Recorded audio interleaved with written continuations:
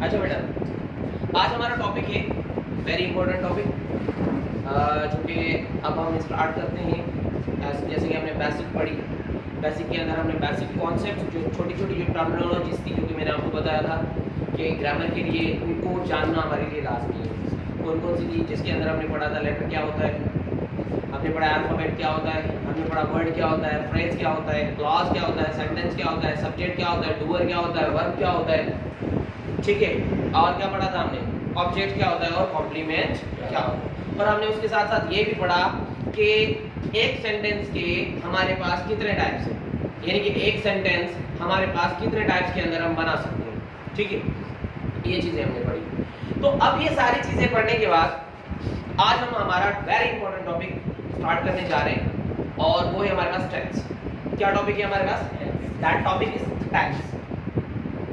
अब टेंस के अबाउट आज हम पढ़ेंगे कि टेंस होता क्या है, ठीक है।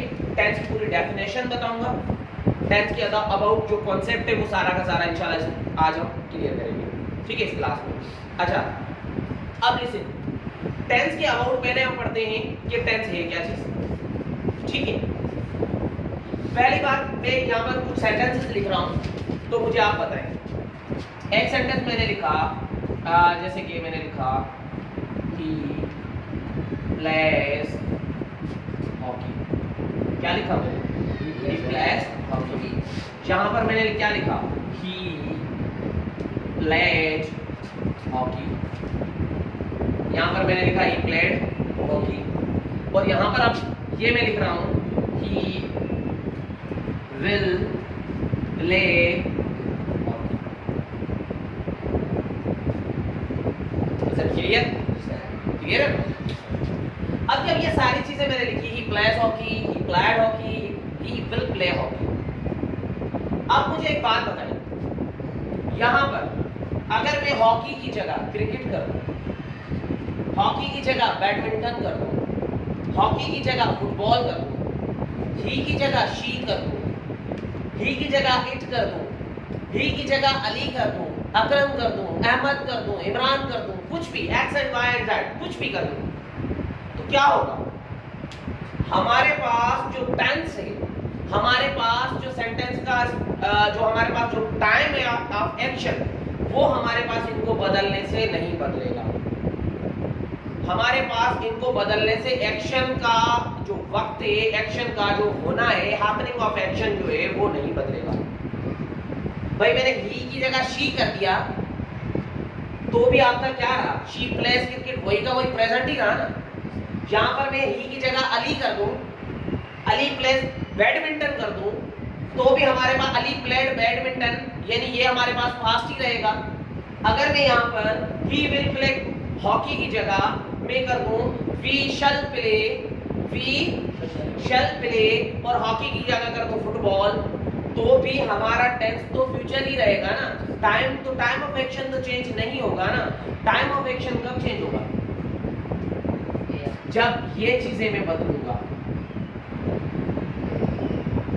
आप इसी सेंटेंस के अंदर देखें, ही हॉकी यहाँ पर भी है, ही हॉकी यहाँ पर भी है, ही हॉकी यहाँ पर भी है, लेकिन जब ये चीज बदल रही है तो आपका पूरा का पूरा एक्शन का जो टाइम है वो बदलता जा रहा है। He plays hockey present, he played hockey past, he will play hockey future। Did I make it clear? ये चीजें समझ में आ गई? तो इसका मतलब क्या हुआ? When verb changes, tense changes। जब वर्ब बदलता है तो टेंस बदलता है। बात समझ में आई? जब वर्ब बदलता है तो टेंस बदलता है। तो टेंस किसी अलग बला का नाम नहीं है। Tense is a part of verb. Tense क्या है? Tense is also part of verb. Tense verb का पार्ट है। मैं आपको प्रूव करवा दूंगा ये चीज कि टेंस वर्ब का ही पार्ट है, कोई अलग चीज नहीं है। एक और चीज लिसन, मैंने लिखा एज यू नो दैट कि जहां पर भी पढ़ के आए होंगे ना कभी कहीं ना कहीं थोड़ा बहुत तो पढ़ा ही होगा कि जब कभी भी किसी वर्ब में आईएनजी फॉर्म लगी होती है तो इसका मतलब ये होता है कि वो काम जारी है। आईएनजी किसको शो करता है? Continuity of verb, continuity of action. यही शो कर रहा है ना कि एक्शन आपका जारी है, यही शो कर रहा है ना। अगर मैं यहां पर ये लिख दिया मैंने ब्रोकन अ टॉय, भाई खिलौना तोड़ चुके, ब्रोकन थर्ड फॉर्म है, और जब थर्ड फॉर्म यूज होती है तो इसका मतलब है टेंस आपका परफेक्ट है, यही है ना कि काम हो चुका, काम हो चुका, ठीक है, मुकम्मल का शो करता है। यानी थर्ड फॉर्म किसी भी चीज के, किसी भी एक्शन के कंप्लीट हो जाने को शो करता है। आईएनजी फॉर्म ये शो करता है कि काम, एक्शन कंटिन्यू है। थर्ड फॉर्म ये शो करता है कि काम मुकम्मल हो चुका, यही है ना। लेकिन आप आईएनजी देखकर, आप ब्रोकन थर्ड फॉर्म देखकर ये नहीं बता सकते कि टाइम प्रेजेंट में हो चुका, टाइम पास्ट में हो चुका या टाइम फ्यूचर में हो चुका। ये नहीं बता सकते कि टाइम प्रेजेंट में कंटिन्यू है, टाइम पास्ट में कंटिन्यू था या टाइम फ्यूचर में कंटिन्यू होगा, ये आप नहीं बता सकते। मुझे बताओ, आप देखकर बता सकते हो कि प्लेइंग को, अभी आप मुझे कहोगे सर ये कंटिन्यू, प्रेजेंट का कंटिन्यू है, तो मैं यहाँ पर अगर कर दूं वाज प्लेइंग तो अब क्या हो जाएगा, पास्ट का कंटिन्यू, ठीक है। और अगर मैं यहीं पर वाज को हटाकर मैं कर दूं इज प्लेइंग तो ये हो जाएगा प्रेजेंट का कंटिन्यू। और अगर मैं इज और वाज दोनों को हटाकर यहां पर मैं कर दूं विल बी प्लेइंग तो ये फ्यूचर का होगा। बात समझ में आ रही है ना। यानी आपने आईएनजी तो हमें कंटिन्यूटी दिखाता है, लेकिन हमें ये नहीं बताएगा कि हमारा जो एक्शन का जो टाइम है वो प्रेजेंट है, पास्ट है या फ्यूचर। इसी तरह से ब्रोकन अ चेयर, ब्रोकन थर्ड फॉर्म देखकर आप ये जरूर बता सकते हैं कि काम हो चुका, एक्शन मुकम्मल हो चुका, लेकिन आप ये नहीं बता सकते चुका था, चुका है या चुका होगा, ये नहीं बता सकते, ठीक है। तो चुका था, चुका है, चुका होगा कब बताओगे, अगर मैं यहां पर लगा दूं हैज ब्रोकन, काम हैज ब्रोकन मतलब काम हो चुका है, और अगर मैं लगा दूं हैड ब्रोकन काम हो चुका था, और अगर मैं लगा दूं विल हैव ब्रोकन तो मतलब काम हो चुका होगा। क्लियर है, ठीक है।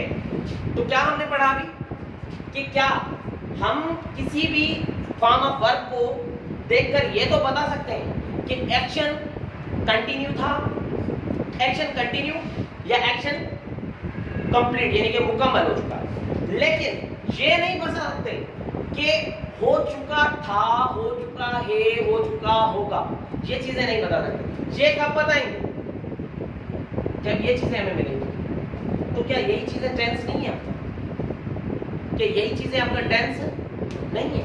Is, was, will be, has, had, ये सारी चीजें तो आपका टेंस है, यही तो हमें टाइम बताती है। इन्होंने हमें टाइम बताया ना। मेरी बात सुने, ड्यूरेट करते हैं टाइम को। जब हम टाइम को ड्यूरेट करते हैं, उसको हम जो है वो यूनिट्स के अंदर हम जब डिवाइड करते हैं, 60 seconds a minute, 60 seconds a minute, 60 minutes an hour, 24 hour a day, 7 days a week, ठीक है, 4 weeks a month, 12 months a year, 10 years a decade, 10 decade a century, यही होता है ना। यानी आहिस्ता आहिस्ता आहिस्ता आहिस्ता हम जब उसको टाइम को ड्यूरेट करते जाते हैं तो टाइम हमारे पास इतना ज्यादा हो जाता है कि हम उसको अब मजीद ड्यूरेट, हमारे पास ऐसे यूनिट नहीं होते, यूनिट्स खत्म हो जाते हैं। इसी तरह से अगर हम इसका उलट लें, 1 सेकंड का 10वां हिस्सा उसका नैनो सेकंड कर देंगे, यानी 10 मतलब कि बहुत ज्यादा उसको क्या कहते हैं 10⁻⁹ कर दें तो उसका नैनो सेकंड्स के अंदर चला जाएगा, ठीक है। तो अब मुझे आप एक बात बताएं, 1 सेकंड के लाखवें हिस्से पहले जो काम हुआ वो भी हमारा पास्ट है, या 1 सेकंड के लाखवें हिस्से के बाद जो काम होगा वो हमारा फ्यूचर होगा, यही होगा ना। तो ये जो टेंसेस हैं आपके, ये बनाए इसलिए गए हैं कि हमारे पास जब टाइम को ड्यूरेट करने के लिए यूनिट्स नहीं थे, यूनिट्स खत्म हो गए, टाइम इतना ज्यादा बड़ा हो गया कि हम उसको ज्यादा मजीद ड्यूरेट नहीं कर सकते थे, तो उसको 3 यूनिट्स के अंदर डिवाइड कर दिया गया। कौन से? प्रेजेंट, पास्ट और फ्यूचर। प्रेजेंट, पास्ट और फ्यूचर। भाई कोई भी काम चाहे हजारों करोड़ों साल पहले हुआ हो तो भी पास्ट में, चाहे 1 सेकंड पहले हुआ हो तो भी पास्ट में। कोई भी काम चाहे हजारों करोड़ों सेकंड बाद होगा वो भी फ्यूचर है, चाहे कोई काम 1 सेकंड बाद होगा वो भी फ्यूचर है। तो tense is a part of verb that is totally concerned with verb, जो कि वर्ब के साथ ही जुड़ा हुआ है और वर्ब का ही पार्ट है। हमें क्या बताता है टेंस की? अब मैं आपको डेफिनेशन लिखवा दूं, जैसे कि आप डेफिनेशन रटने के माहिर हैं, तो टेंस की मैं आपको डेफिनेशन लिखवाता हूं। टेंस है क्या चीज? Tense is a part of verb and duration. Tense is a part of verb and duration. Tense verb और duration यानी दौरानिये का पार्ट है, ठीक है? Verb और duration यानी कि दौरानिये का जो है वो पार्ट है। That tells us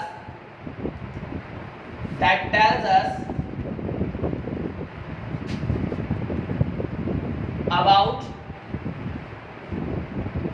the status, that tells us about the status of an action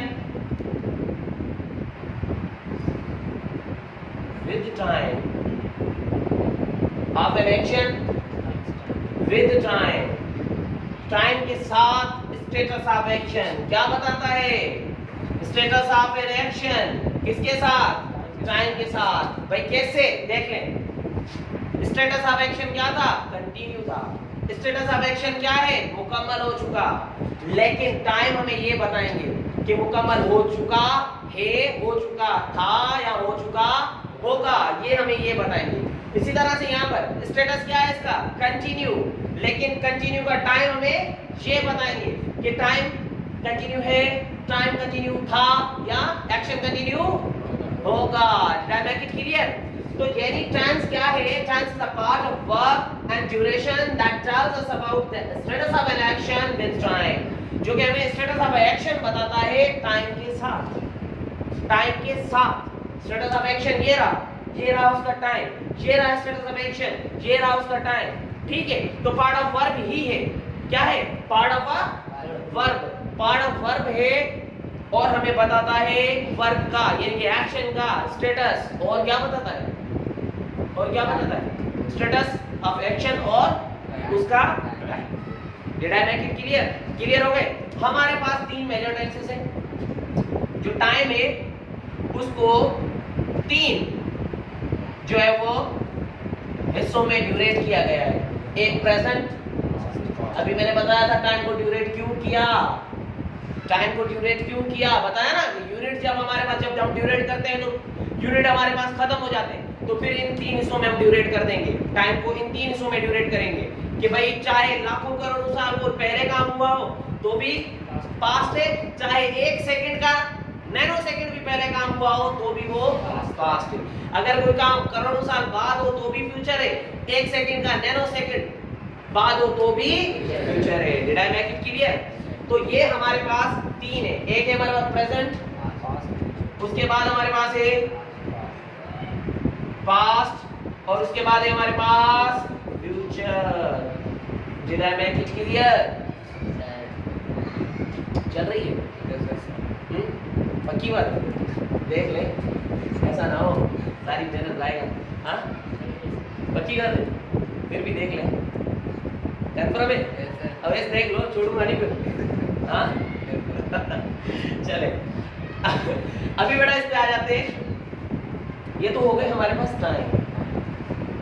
tense क्या शो करता है? टाइम और स्टेटस ऑफ एक्शन। तो स्टेटस ऑफ एक्शन के हिसाब से हर टेंस को 4 ब्रांचेस के अंदर डिवाइड किया गया। स्टेटस ऑफ एक्शन के हिसाब से हर टेंस को 4 ब्रांचेस के अंदर डिवाइड किया गया। पहला हुआ हमारे पास कौन सा? इंडेफिनिट। दूसरा हुआ हमारे पास कौन सा? कंटीन्यूअस। तीसरा हमारे पास कौन सा हुआ? परफेक्ट। और चौथा परफेक्ट कंटीन्यूअस। यानी ये हमें बताएंगे स्टेटस ऑफ एक्शन और ये हमें बताएगा टाइम। तो कोई भी टेंस क्या बताता है? Status of action with time. Did I make it clear? चले जी, ये हो गया हमारे पास परफेक्ट कंटीन्यूअस। इसी तरह से अगर इसको भी हम डिवाइड करेंगे तो ये भी 4 में कौन कौन से, यही वाले, ये हो जाएगा पास्ट इंडेफिनिट, ये हो जाएगा पास्ट कंटीन्यूअस, ये हो जाएगा पास्ट परफेक्ट, और ये हो जाएगा पास्ट परफेक्ट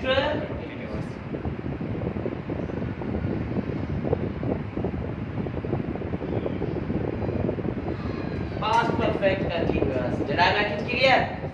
अच्छा जी, अगर इसको हम डिवाइड करेंगे तो ये भी इसी तरह से according to the status of action, status of action के हिसाब से ये क्या हो जाएगा, ये हो जाएगा हमारे पास इंडेफिनिट, क्या हो जाएगा, ये हमारे पास हो जाएगा कंटीन्यूअस,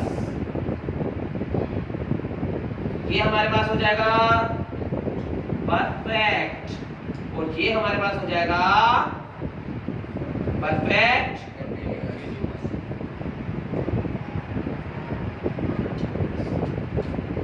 इज दैट क्लियर? ये हो गया हमारे पास परफेक्ट कंटीन्यूअस। बात समझ में आ गई?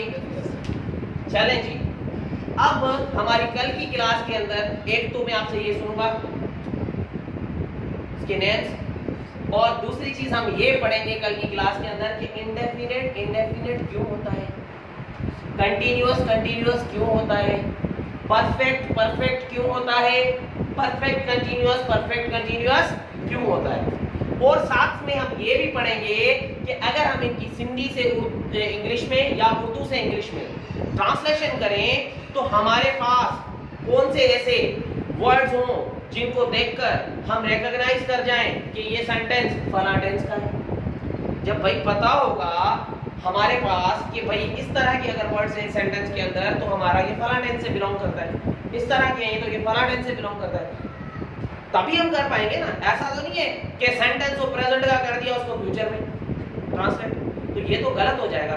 तो ये सारी चीजें पढ़ेंगे कल। नंबर 1 पॉइंट हमारा होगा क्या, इंडेफिनिट क्यों है, कंटीन्यूअस क्यों कहलाता है, परफेक्ट को परफेक्ट क्यों कहा जाता है, और परफेक्ट कंटीन्यूअस को परफेक्ट कंटीन्यूअस क्यों कहा जाता है। नंबर 1 चीज क्लियर हो गई। और नंबर 2 चीज इनकी आइडेंटिफिकेशन पढ़ेंगे कि किस तरह how to recognise the sentence, ठीक है, कि कौन से टेंस का है। नंबर 2 पॉइंट ये पढ़ेंगे, ठीक। अब आज हमने जो चीजें पढ़ी उसको एक बार फिर हम रिपीट कर देते हैं। आज हमने पढ़ा टेंस का, टेंस चेंजेस व्हेन, टेंस कब बदलता है, tense changes when verb changes, tense changes when verb changes, जब वर्ब बदला टेंस बदल गया, यही हुआ था ना, प्लेस था प्लेड हो गया, विल प्ले हो गया, tense changes verb changes. Did I make it clear? इसी तरह से टेंस हमें क्या बताता है, एक्शन का स्टेटस बताता है, और क्या बताता है, टाइम बताता है। Action of status with time, जो चीज हमें पता है वो क्या कहलाता है, टेंस कहलाता है, और tense is a part of verb. Is that clear? Clear है बेटा? तो इंशाल्लाह कल हम डिस्कस करेंगे इनके अबाउट, ठीक है, और फिर हम हमारा जो ट्रांसलेशन का सेशन है वो चलाएंगे, ठीक है। तो इंशाल्लाह कल मिलते हैं, और बाकी इन चीजों को जो पता ही है उनको भूलिएगा नहीं। हर चीज हम कॉन्सेप्ट के साथ पढ़ेंगे और फिर आगे बढ़ेंगे, कॉन्सेप्ट के साथ पढ़ेंगे और फिर आगे बढ़ेंगे। शायरी मुझे भी आती है, ठीक है। चलें।